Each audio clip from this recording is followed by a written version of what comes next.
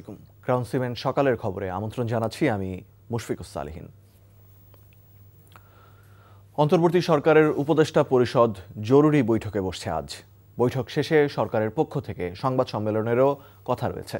প্রধান উপদেষ্টা অধ্যাপক ডক্টর মোহাম্মদ ইউনূসের সভাপতিত্বে সকালে এ বৈঠক অনুষ্ঠিত হবে।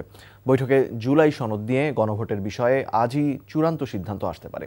বৈঠক শেষে প্রধান উপদেষ্টার কার্যালয়ের করবি হলে আয়োজিত সংবাদ সম্মেলনে জানানো হবে বৈঠকের সিদ্ধান্ত। প্রধান উপদেষ্টার প্রেস উইং জানিয়েছে দুপুর 12টায় প্রেস ব্রিফিং হবে, তবে কে ব্রিফ করবেন তা এখনও নিশ্চিত করা হয়নি। অন্তর্বর্তী সরকার দায়িত্ব নেওয়ার পর এবারই প্রথম ফরেন সার্ভিস একাডেমির বদলে প্রধান উপদেষ্টার কার্যালয়ে অনুষ্ঠিত হতে যাচ্ছে সরকারের আনুষ্ঠানিক ব্রিফিং। চট্টগ্রাম বিশ্ববিদ্যালয়ে নিষিদ্ধ ঘোষিত ছাত্রলীগের ব্যানার টাঙানোর প্রতিবাদে এবং জুলাই আন্দোলনে ছাত্রলীগের চিহ্নিত অপরাধীদের বিচারের দাবিতে বিক্ষোভ মিছিল করেছেন শিক্ষার্থীরা। গতরাতে বিশ্ববিদ্যালয়ের 0 পয়েন্ট থেকে ইউনিটি ফর স্টুডেন্ট রাইটসের উদ্যোগে এই বিক্ষোভ মিছিল অনুষ্ঠিত হয়। শিক্ষার্থীরা ক্যাম্পাসের 0 পয়েন্ট থেকে মিছিল শুরু করে বিভিন্ন হল প্রদক্ষিণ শেষে পুনরায় 0 পয়েন্টে গিয়ে সমাবেশ করেন। রোববার ভোরে নিষিদ্ধ ছাত্রলীগের 2টি ব্যানার টাঙানোর ঘটনা ঘটে। একটি ব্যানার বিশ্ববিদ্যালয়ের রেল স্টেশনের উত্তর পাশে এবং অন্যটি আলাউল হলের প্রধান ফটকের পাশে টাঙানো হয়েছিল।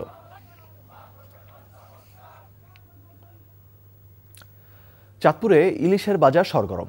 জেলেদের জালে ধরা পড়ছে ঝাঁকে ঝাঁকে ইলিশ। অবশ্য দাম কিছুটা বেশি বলে অভিযোগ ক্রেতাদের। ইলিশের সরবরাহ ও দাম সম্পর্কে জানাতে চাঁদপুর থেকে আমাদের সাথে যুক্ত হচ্ছেন সহকর্মী শরীফুল ইসলাম। শরীফুল, আজ ইলিশের সরবরাহ এবং দাম কেমন দেখছেন?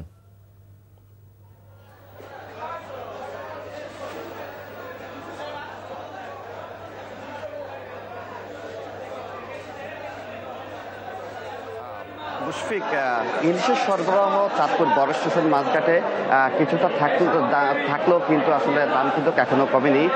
গত 2 দিন আগেও যেটা দেখেছি যে 1 কেজি ওজনের যে ইলিশ রয়েছে সেটি এখনও বিক্রি হচ্ছে 2500 থেকে 2700 টাকায়। মূলত হচ্ছে যে চাঁদপুর বড় স্টেশন মাঝঘাটে ইলিশের সরবরাহ যদি অনেক বাড়ে তাহলে কিন্তু দাম কমার সম্ভাবনা থাকে। যদিও আমরা দেখেছি যে 22 দিনের মা ইলিশ যে নিষেধাজ্ঞা শেষে চাঁদপুর বড় স্টেশন মাঝঘাটে কিন্তু প্রচুর ইলিশের সরগরম ছিল, তবে সেই ইলিশগুলো আসা অধিকাংশ ছিল আসলে পচা নষ্ট, যার কারণে আসলে এখানে যারা ক্রেতারা এসেছেন তারা কিন্তু এক প্রকার বিপাকে পড়েছেন। যদিও সেই ইলিশ ঘুরে ফিরে এখন কিন্তু বড় স্টেশন মাঝঘাটে আসছে, তবে দক্ষিণাঞ্চলের ইলিশের সরগরম কম থাকায় কিন্তু এখানে বলা চলে যে সরবরাহটা কমেছে। এখন যা ইলিশ আসছে মূলত হচ্ছে চাঁদপুরের পদ্মা মেঘনায়, মূলত চাঁদপুরের পদ্মা মেঘনা এবং হচ্ছে যে দক্ষিণাঞ্চলের ইলিশ একসাথে আসলে এখানে আসলে সরবরাহটা বাড়ে। আগে যেখানে আসলে 1000 থেকে 1500 মন ইলিশ সরবরাহ হতো, এখন কিন্তু সেই সরবরাহটা কমে মাত্র 300 থেকে 500 মন ইলিশের সরবরাহ হচ্ছে। তবে ক্রেতারা এখানে আসছেন, ঘুরে ফিরে দেখছেন ইলিশের দাম বেশি থাকায় তারা কিন্তু হতাশ হয়ে ফিরে যাচ্ছেন। তারা বলছেন যে এখান থেকে অন্য যে বাজার রয়েছে কিংবা ঢাকাতে রয়েছে এখান থেকে কিন্তু কেজিতে 300 থেকে 500 টাকা পর্যন্ত কম, কিন্তু এই বাজারে এসে দেখতে পাচ্ছেন যে 300 থেকে 500 টাকা বেশি। এই মূলত দেশের অন্যতম বৃহৎ বড় স্টেশন মাঝঘাটে এখনো কেন ইলিশের দাম কমছে না তারা কিন্তু প্রশ্ন রেখে যাচ্ছেন। আর চাঁদপুরের পদ্মা মেঘনায় বলা চলে যে জেলেদের জালে এখনো আসলে কাঙ্ক্ষিত ইলিশ ধরা পড়ছে না, যার কারণে কিন্তু তারাও কিন্তু হিমশিম খাচ্ছেন। তো তারা প্রত্যাশা করছেন হয়তো এই মাসের যেহেতু ইলিশের শেষ সময়, এই শেষ সময় হলো কিছুটা ইলিশের সরবরাহ বাড়বে, তখন হয়তো দাম কমতে পারে। তো এই ছিল ইলিশ বাজারের সর্বশেষ। মুশফিক, চাঁদপুর থেকে জানছিলাম ইলিশ বাজারের খবর। সার সংকটে বিশাল আর্থিক ক্ষতির মুখে মেহেরপুরের কলা চাষিরা। সময় মতো পরিচর্যার অভাবে গাছে পেকে নষ্ট হচ্ছে কলা। অপরিপক্ক অবস্থায় কলা পেকে যাওয়ায় বিক্রিও হচ্ছে না। মেহেরপুর প্রতিনিধি রেজানুল বাশার তাপসের পাঠানো রিপোর্ট। মেহেরপুর সদর, গাংনী ও মুজিবনগরে এবছর ব্যাপক কলার চাষ হয়েছে। ভালো দাম পাবেন বলে আশায় বুক বেঁধেছিলেন কৃষক, কিন্তু তাদের কপালে চিন্তার ভাঁজ। সার সংকটে গাছে অপরিপক্ক অবস্থায় পেকে নষ্ট হয়ে যাচ্ছে কলা। তড়িঘড়ি করে কৃষক কলা গাছ থেকে পেরে বাজারে নিয়ে এলেও পাচ্ছেন না দাম। কৃষকদের অভিযোগ, নিয়মিত সার ও কীটনাশক না পেলে গাছ দুর্বল হয়ে যায়, ফলনও কমে যায়। জেলায় এবছর 1300 হেক্টর জমিতে কলার চাষ হয়েছে।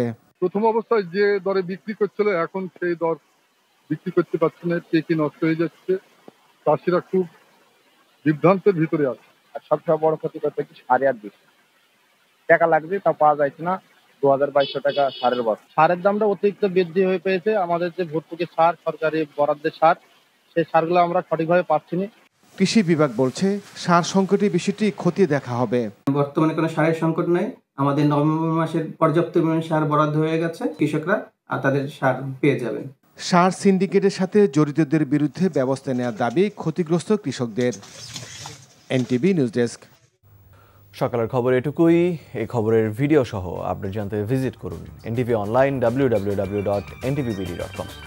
এছাড়াও এনটিভির জনপ্রিয় সব অনুষ্ঠান ও খবরের আপডেট জানতে ভিজিট করুন আমাদের ইউটিউব ও ভেরিফাইড ফেসবুক পেজ। 12টায় মধ্যাহ্নের খবর দেখার আমন্ত্রণ রইল। ধন্যবাদ সবাইকে।